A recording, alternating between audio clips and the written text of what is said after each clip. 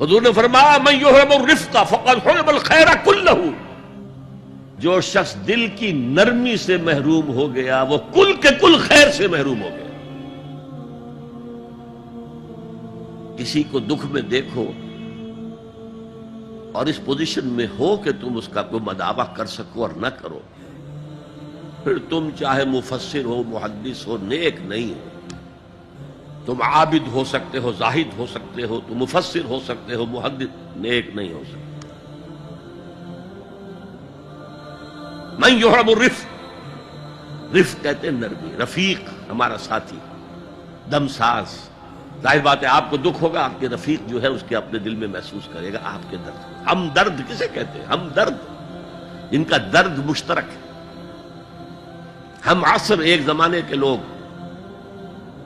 ہم جماعت، ایک جماعت میں پڑھنے والے، ہم درد۔ خنجر چلے کسی پہ تڑپتے ہیں ہم امیر، سارے جہاں کا درد ہماری جگر میں ہے۔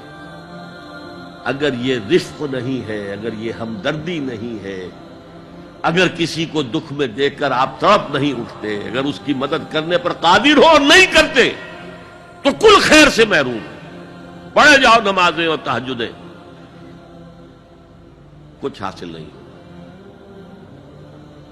اس پر جو آخری آیت قرآن کی ہے، لن تنالوا البر حتى تنفقوا مما تحبون، اس سے زیادہ کیٹیگوریکل سٹیٹمنٹ اور کیا چاہیے؟ لن کے ساتھ جو نفی ہوتی ہے فعل مضارع میں، انتہائی مؤکد، ہرگز نہیں پہنچ سکتے نیکی کے مقام کو جب تک کہ خرچ نہ کرو ان میں سے جو چیزیں تمہیں پسند ہیں۔ قمیض پھٹ گئی ہے، بوسیدہ دے دو کسی کو، یہ نہیں ہے خیرات و صدقات، بلکہ جو تمہیں محبوب ہو۔ لن تنالوا البر، بر کے مقام تک نہیں پہنچ سکتے۔ پھر میں کہہ رہا ہوں، عابد ہو سکتے ہو، زاہد ہو سکتے ہو، علم کا معاملہ ہے، محدث ہو سکتے ہو، مفسر ہو سکتے ہو، فقیہ ہو سکتے ہو، مفتی ہو سکتے ہو، سب کچھ ہو سکتے ہو، قرآن مجید کی روح سے نیک نہیں کہلا سکتے۔ وَآتَ الْمَالَ عَلَى حُبِّهِ، اب اس میں جو ترتیب میں نے کہا تھا، الْأَقْرَبُ فَالْأَقْرَبُ، الْأَقْرَبُ فَالْأَقْرَبُ، سب سے پہلے ذوی القربیٰ،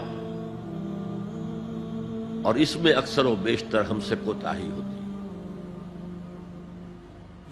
دور دراز کے لوگوں کے ساتھ نیکی ہو رہی ہے، سگے بھائی کی بیوہ اور یتیم بچے جو ہیں وہ محروم ہیں، انہوں نے اس وقت یہ کر دیا تھا، یہ کر دیا تھا۔ ظاہر بات ہے کہ رشتہ داروں سے تو شکایتیں ہوتی ہیں، یہ تو ہمیشہ ہمارے مخالف رہے، جی ان کی ہم کیسے مدد کریں؟ اگر تو اللہ کے لیے دینا ہے تو پہلا حق ان کا ہے۔ من احب للہ وابغض للہ واعطى للہ ومنع للہ، اللہ کے لیے دیا ہے اگر تو اپنے اس نفس کے جو انتقام کا جذبہ ہے اس کو کچلو، اور جس کا سب سے پہلا حق ہے اس کو پہنچاؤ۔ دین کی بات پھیلانا صدقہ جاریہ ہے، ثواب کی نیت سے ویڈیو کو شیئر ضرور کیجیے۔ جزاک اللہ۔